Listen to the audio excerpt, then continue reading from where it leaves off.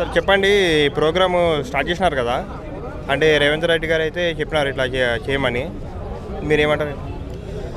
రేవంత్ రెడ్డి గారే కాదు, యావత్ భారతదేశం మొత్తం కూడా చేయవలసినటువంటి కార్యక్రమం ఇది. దేశం గురించి ఆలోచించే ప్రతి పౌరుడు సద్భావన యాత్ర చేయవలసిందిగా all India Congress party already ఆదేశించడం జరిగింది. అందరికంటే తత్వ హృదయంతో మన ముఖ్యమంత్రి గారు కానీ, మన పిసిసి ప్రెసిడెంట్ గారు కానీ, ఉప ముఖ్యమంత్రి గారు కానీ దీని మీద ప్రత్యేకమైన శ్రద్ధ తీసుకొని ఈ కార్యక్రమాన్ని నిర్వహిస్తూ ఉన్నారు. నమస్తే సార్. నమస్తే, నా పేరు డాక్టర్ రామారావు గౌడ్. ఈరోజు అక్కడ జరిగినటువంటి ఇష్యూ మీద, కాశ్మీర్లో జరిగినటువంటి దాని మీద యావత్ భారతదేశం మొత్తం కూడా దిగ్భ్రాంతి వ్యక్తం చేసింది.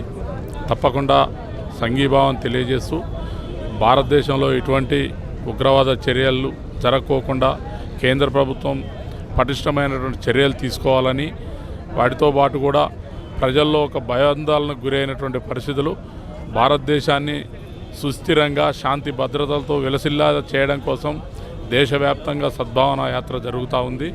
కాబట్టి ప్రజలందరూ కూడా ముక్త కంఠంతో జరిగిన చర్యని ఖండిస్తూ ప్రభుత్వాలకు అండగా నిలబడి భారతదేశాన్ని కాపాడుకునేటువంటి ప్రయత్నంలో భాగంగానే ఈరోజు ఇక్కడ ఈ కార్యక్రమం జరగబోతూ ఉంది.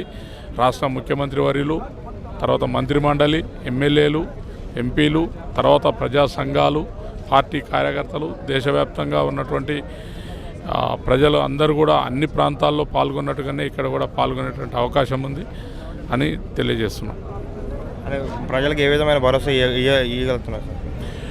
ఒకటి, ఉగ్రవాదుల చర్యలను అయితే తీవ్రంగా ఖండిస్తూ ఉన్నాం.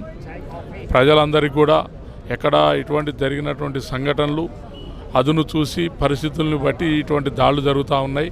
కాబట్టి కేంద్ర ప్రభుత్వం కూడా పటిష్టమైనటువంటి నిఘా వ్యవస్థలను ఏర్పాటు చేసుకోవాల్సిన అవసరం ఉంది. అంతేకాకుండా ప్రజలు కూడా జాగ్రత్తతో ఉండాలి. ఎటువంటి కొత్త ప్రాంతాల్లో పోయినప్పుడు కూడా పరిస్థితులను ఎప్పటికప్పుడు తెలుసుకొని అక్కడున్న పరిస్థితులను బట్టి మనం చేసుకోవాల్సిన అవసరం ఉంది. ఎందుకంటే ఉగ్రవాదులు భారతదేశాన్ని అస్థిరం చేయడం కోసం జరుగుతున్నటువంటి కుట్రలు మనం ప్రభుత్వం కానీ ప్రజలు కానీ గమనిస్తూనే ఉన్నారు. ఇందులో ఎటువంటి భావోద్వేగాలు బలంగా ఉన్నప్పటికీ కూడా ఎవరు కూడా భయపడాల్సిన అవసరం లేదు. భారతదేశం శాంతి, సుస్థిరత, తర్వాత సౌభ్రాతృత్వానికి నిలయం. కాబట్టి ఈ సద్భావన యాత్ర ద్వారా ప్రజలందరికీ భరోసా, భద్రత, ఐక్యత, అభివృద్ధి వైపు నడిపించేటటువంటి ప్రయత్నం జరుగుతూ ఉంది.